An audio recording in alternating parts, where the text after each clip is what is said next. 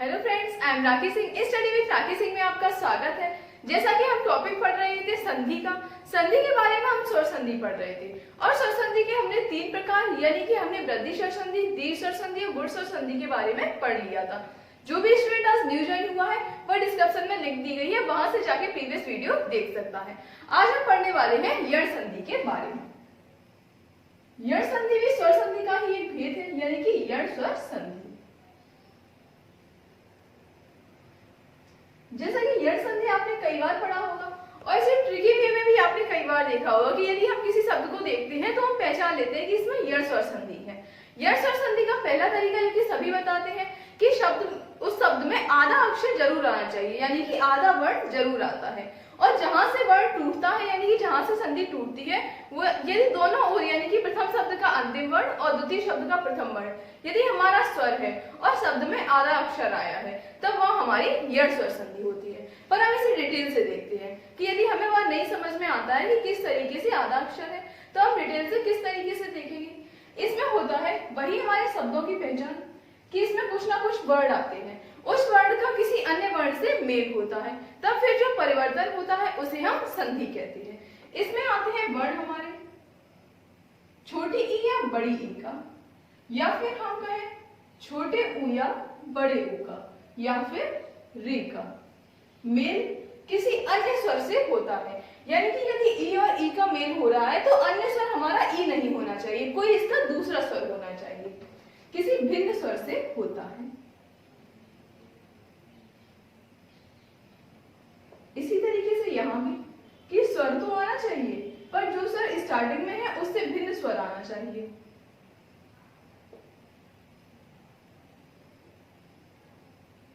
भिन्न स्वर से होता है तब हमारा परिवर्तन किस तरीके से होता है, और इसे लिखने का तरीका जैसा आपको सुटेबल लगे आप उस तरीके से लिख सकते हैं। चाहे आप इन सभी को स्टार्टिंग में एक साथ लिख लीजिए, फिर भिन्न स्वर लिख के इक्वल टू आप इसका परिवर्तन लिख लीजिए। अब देखते हैं हम यदि ई और ई का मेल यदि भिन्न स्वर से होता है, हम याद करने को तो याद भी कर सकते हैं कि यह वर्ड आएगा, पर यह वर्ड किस तरीके से आता है। पहले हम इसका भिन्न स्वर के रूप में देखते हैं परिवर्तन।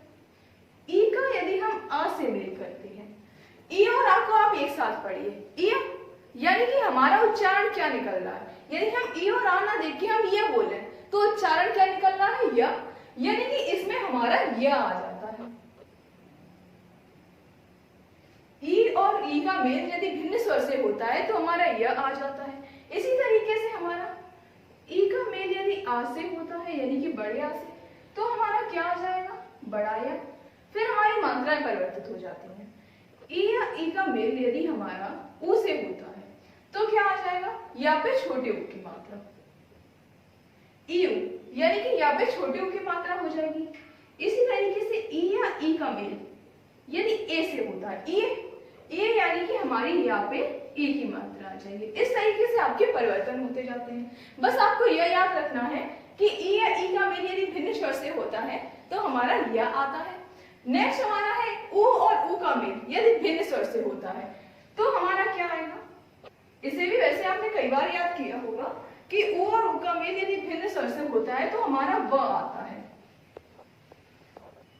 अब व किस तरीके से आएगा, यदि ऊ धन अ को आप एक साथ पढ़ेंगे तो उ यानी कि व उच्चारण हो रहा यानी कि हमारा व आता है। यदि बड़ा आ है तो बड़ा आ हो जाएगा, यदि ई है तो बड़ी ई हो जाएगी। और यहाँ सिर्फ क्या नहीं आएगा, यहाँ हमारा ऊ और बड़ा ऊ नहीं आएगा। इस तरीके से हमने देखा ई और ई के उच्चारण से यानी कि ई और ई के परिवर्तन से या, ऊ और ऊ के परिवर्तन से व आता है। रे के परिवर्तन से क्या आएगा, रे के परिवर्तन का भी आप उच्चारण करके देखिए।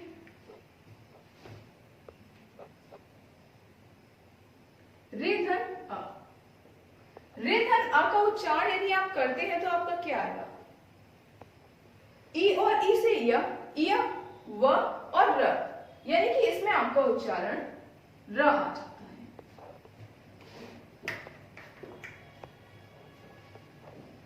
और देखते हैं हम इसके आगे। जैसा कि हम इसके उदाहरण देखते हैं, यदि हमारा पहला उदाहरण है प्रत्यक्ष। जैसा कि यण संधि में बताया गया था कि इसमें आधा अक्षर जरूर आता है, जैसा कि इसमें भी आया हुआ है। आधा अक्षर, और आधा अक्षर हमारा अधिकांशतः या और व के बाद आता है। अब हम देखते हैं कि कोई भी संधि या संधि विच्छेद हम करते हैं तो उसमें हमें सार्थक शब्द का ज्ञान होना जरूरी होता है। जैसे कि यह शब्द है, यह भी दो शब्दों की संधि होकर बना होगा। अब इसमें कौन कौन से दो शब्द आ रहे हैं? जैसे कि हमारा प्रत्यक्ष दिख रहा है, इसमें हमें पहला शब्द प्रत दिख रहा है, क्योंकि जब हमारी संधि टूटेगी तो आधे पद से ही हमेशा संधि टूटेगी। तो प्रत का हमारा सार्थक शब्द क्या है? प्रत का सार्थक शब्द हमारा प्रति है, इसलिए पहला शब्द हमारा प्रति हुआ। और दूसरा शब्द हमारा यक्ष न होके अक्ष हो जाता है। अक्ष मतलब आंख, यानी कि आंख के सामने, यानी कि अक्ष के सामने। अब हम इसको देखते हैं कि इससे हमारी संधि प्रत्यक्ष किस तरीके से बनी थी। जैसा कि बताया गया था ई प्लस ई का मेल यदि किसी भिन्न स्वर से होता है तो हमारा यह आता है, यानी कि इसमें ये वाला तरीका आया है क्योंकि इसमें यह आ रहा है। अब हम देखते हैं ई, यानी कि पहले शब्द का अंतिम वर्ण, पहले शब्द का अंतिम वर्ण ता पे ई की मात्रा है, यानी कि हमारा स्वर आ जाएगा, ई इसमें से आ जाएगा, प्रत धन ई। क्लियर है? आधा ता हो गया क्योंकि इसमें से स्वर अलग हुआ, ई धन अक्ष। अब हम देखते हैं कि ई का आवंत, ई का या बनता है। इस तरीके से हमने ई का या कर दिया, या ये हमारा हलंत लगा हुआ होता है इसलिए इसे हम आधा या कहते हैं, यानी कि यह हमारा व्यंजन के रूप में है। अब हमारा जो ये आ जुड़ जाता है तो ये हमारा पूरा वर्ड बन जाता है, यानी कि इसका उच्चारण हम स्वर और व्यंजन मिलाकर कर सकते हैं, या इसका उच्चारण हो जाता है। अब इसे हम किस तरीके से देखेंगे? ये ता हमारा आधा है, प्र आधा ता, या और आ मिलके हमारा या बना, धन छ प्रत्यक्ष। इस तरीके से हमारा प्रत्यक्ष शब्द बना और हमने देखा ई और आ मिलके हमारा या बन रहा है। क्लियर है? अब हम अगला उदाहरण देखते हैं इसका। इसे आप साथ में नोट डाउन करते जाइएगा। अगला उदाहरण है प्रत्योपकार।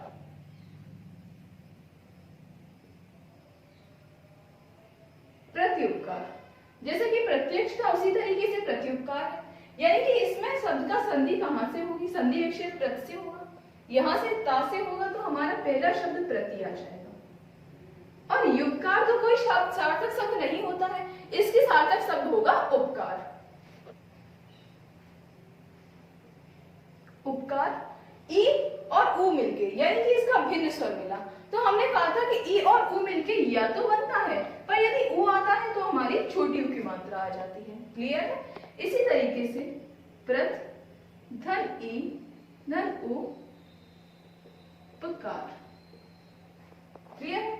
ई से हमारा या बनता है, या बना, उ से हमारे इस पे छोटे उ की मात्रा आ जाती है। इस तरीके से यदि हम इनको जोड़ते हैं तो हमारा क्या आ जाएगा? प्र आधा ता, क्योंकि इसके साथ कोई भी स्वर नहीं है इसलिए इसे यह प्र प्लस त यु, और ये हमारा पुकार। इस तरीके से हमारा पूरा शब्द प्रत्युपकार हुआ। अब हम इसका एक और उदाहरण देखते हैं।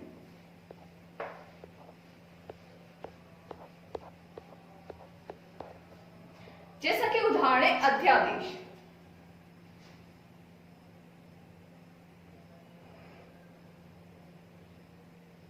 अध्यादेश। अब आधा वर्ड कहां है हमारा? आधा वर्ड हमारा अध्य और आदेश, यानी कि यहां से संधि टूट जाएगी, अध धन आदेश।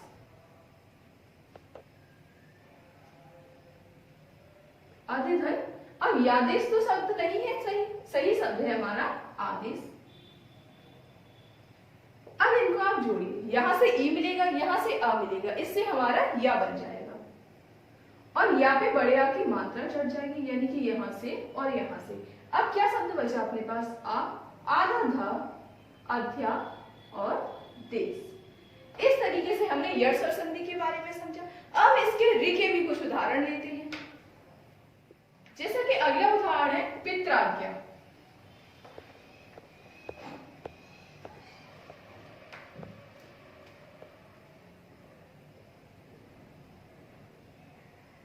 यह पित्राज्ञा हमारा संधि विच्छेद किस तरीके से हुआ?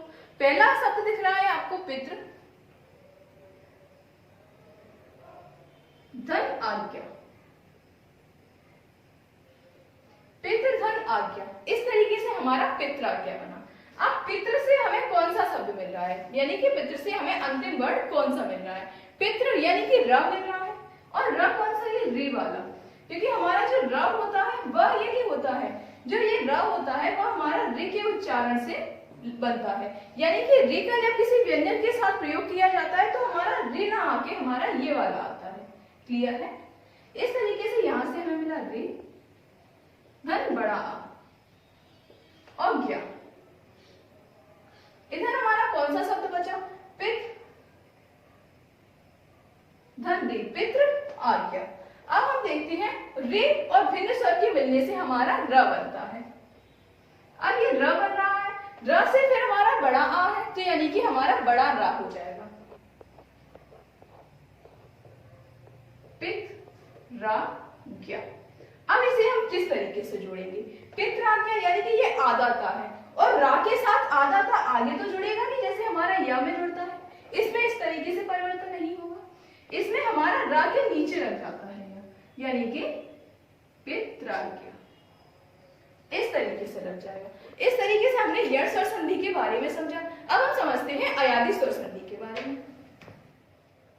जैसा कि अयादि स्वर संधि है, अयादि स्वर संधि को अभी आपने कई बार पढ़ा होगा कि अयादि स्वर संधि में हमारा अय आय अब आप जैसे उच्चारण आते हैं। अयादि स्वर संधि में किन वर्णों का हमारा मेल होता है? जैसे कि अयादि संधि की परिभाषा है, जैसे कि हमने सभी संधियों में परिवर्तन देखे थे कि उन सभी संधियों में किसी न किसी वर्ण के अनुसार हमारा परिवर्तन होता है। अयादि संधि की परिभाषा क्या होती है? जब किसी संधि में ए, आई, ओ तथा औ के बाद हमारा असमान स्वर आता है। असमान स्वर या कह रहे हैं, या फिर हम अपना भिन्न स्वर कह रहे हैं। असमान स्वर आता है या फिर हम कहें भिन्न स्वर आता है, कि हमारा यदि यहाँ ए है तो यहाँ ए नहीं आना चाहिए, यहाँ आई है तो यहाँ आई नहीं आना चाहिए। इसी तरीके से इन सभी में असमान स्वर ही आना चाहिए। तो इनका परिवर्तन रूप क्या होता है? इसके परिवर्तित रूप में ए आई का अय, ए का अय, आई का आय,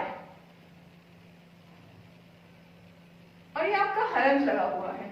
ओ का औ और औ का आव हो जाता है। अय आय अव और आव हो जाता है। इसके साथ ही क्या होता है? इसके साथ ही हमारा जो दूसरा स्वर होता है, यानी कि जो असमान स्वर होता है, वो भी आपके संधि में हमेशा रहता है, साथ ही में आपका स्वर रहता है।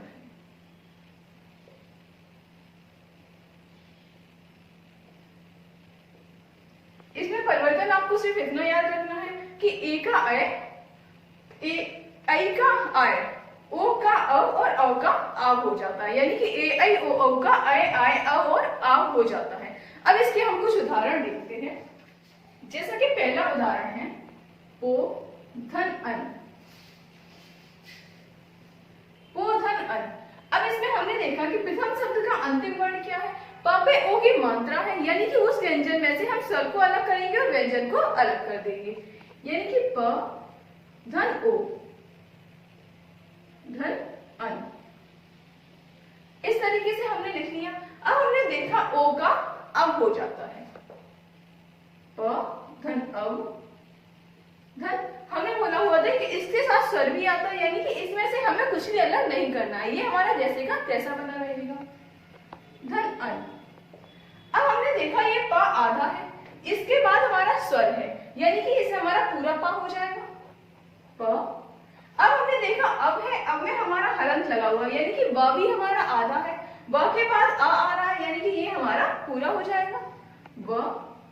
अब हमने देखा अंतिम स्वर हमारा न है, यानी कि अंतिम वर्ण हमारा न है। इसी तरीके से पो धन अन का संधि हमारा पवन हो जाता है। इसका हम दूसरा उदाहरण देखते हैं। जैसे कि ने धन अन, ने धन अन की संधि क्या होगी? ने धन अन में हम देखते हैं ना पे ए की मात्रा है, ना पे ए की मात्रा है तो यानी कि हमारा ये होगा या ये होगा। ना पे जब एक मात्रा होती है तो हमारी ये वाली ए होती है, यदि दो मात्रा होती है तो हमारी अय होती है। इस तरीके से न धन ए धन अन। अब इसको हम देखते हैं कि ए का क्या हो जाता है, अय हो जाता है। न धन अय धन अन नयन। अब हम देखते हैं ना को आ से मिला देंगे यानी कि न।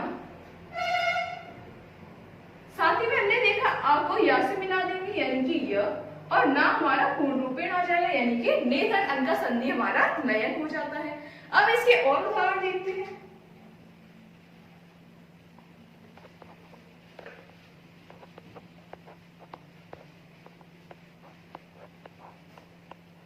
जैसे कि अगला उदाहरण है शोधन अक। शोधन अक की संधि हमारी क्या होगी? जैसे कि बोला गया था कि पितम शब्द का अंतिम वर्ण हमें अलग करना है, यानी कि स से अ की मात्रा अलग कर देंगे। श धन अ धन अक। अब अ के स्थान पर क्या आ जाएगा? अ के स्थान पर हमारा आव आ जाएगा, यानी कि श धन आव, और यहाँ वा में हलंत लगा होता है यानी कि ये हमारा स्वर रहित होता है। धन अक। अब इसे आप पढ़कर देखिए। जैसे कि आ को हम सा के साथ जोड़ते हैं तो हमारा हो जाता है शा। आ को हम वा के साथ जोड़ते हैं तो हमारा पूरा वा आ जाता है, और का हमारा पूर्ण रूपेण आ जाता है। इस तरीके से हमारा शोधन अक का संधि बना है सावक। अब इसका कुछ अन्य उदाहरण देखते हैं।